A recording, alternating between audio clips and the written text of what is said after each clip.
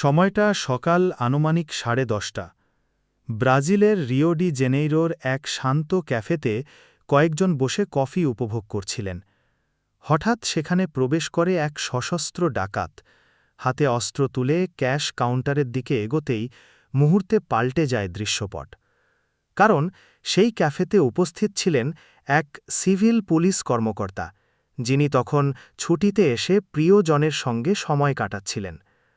CCTV ফুটেজে দেখা যায়, ডাকাত প্রবেশের পরও কর্মকর্তা ঠান্ডা মাথায় পরিস্থিতি পর্যবেক্ষণ করেন।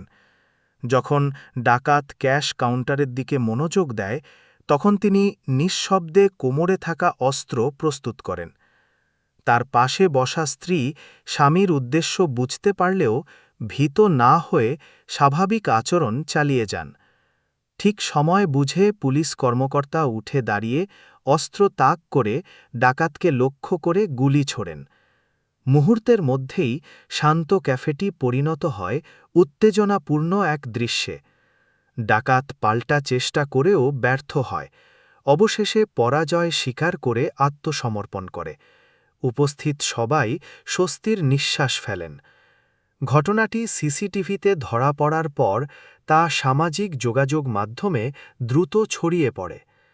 ভিডিওতে দেখা যায়, সাহসী ওই পুলিশ কর্মকর্তা নিজের জীবন ঝুঁকিতে ফেলে নিরীহ মানুষদের রক্ষা করেন।